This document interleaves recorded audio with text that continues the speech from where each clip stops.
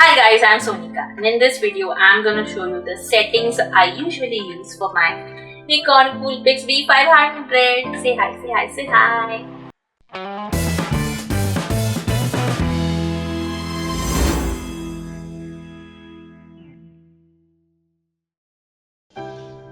Please subscribe to my channel and turn on the bell icon to get notified whenever I am on YouTube.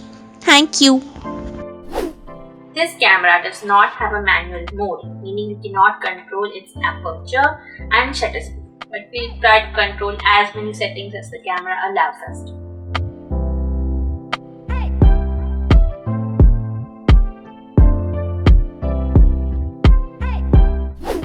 I keep my ISO to the minimum 125. Even in pitch darkness, I avoid raising it and instead use the camera's flash or use external lights. If you keep raising this camera's ISO, the shutter speed and aperture will rise accordingly. Now if my ISO is 125, so my shutter speed is 1:5 and my aperture is f3. Okay, now I go back to the menu and I raise my ISO to 1600. And now you can see shutter speed raised to 1:50 and aperture is the same. So this is a way to control this camera's aperture and shutter speed, but at the cost of having grains all over your images. So I avoid raising this camera's ISO unless it is absolutely essential and keep it fixed at 125. You cannot attach an external flash to this camera, but I really love its inbuilt flash. It is advisable to add some kind of diffusion to this flash. I wrap a piece of white paper around the flashlight with some rubber band. For the flash settings, I use auto or fill flash. The highest resolution this camera can go to is 4608 by 3456 pixels. I always use that. For movie settings, I use 1080p to 25 fps. Autofocus can be single if my subject is stationary, which is rarely the case. Since my subjects are always moving, I keep my autofocus to full time. Turn on movie VR to hybrid and turn on wind noise reduction. Stop using the auto white balance mode of this camera and start experimenting with the different white balance modes of this camera.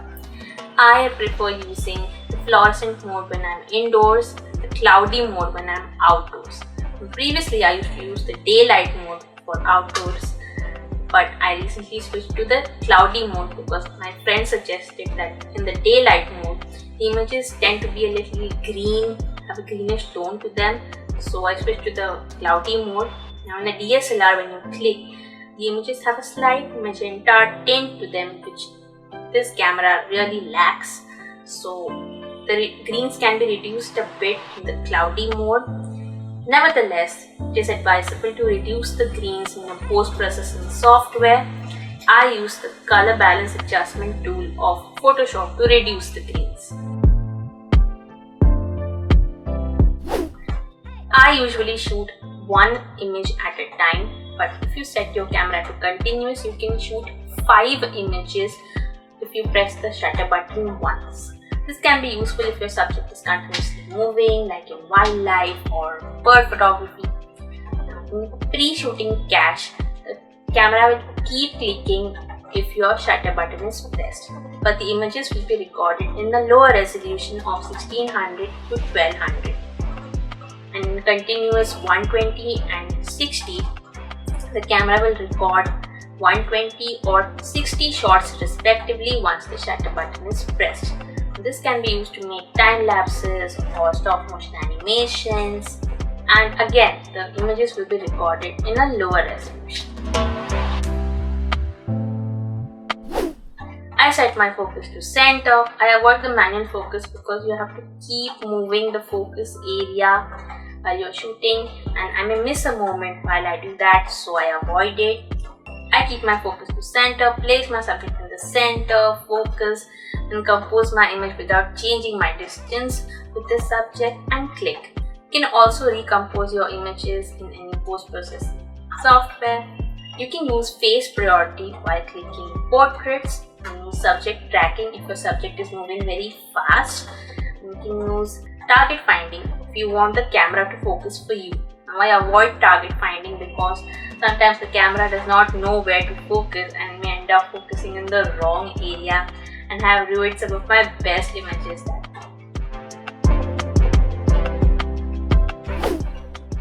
I keep my autofocus mode to pre-focus because mostly I can determine the position of my subjects before I click.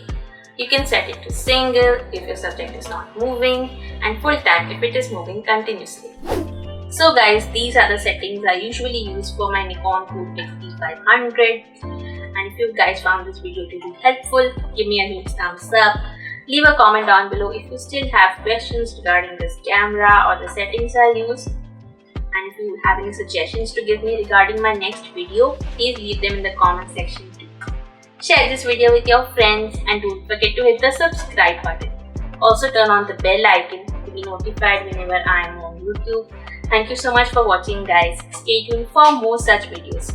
Bye!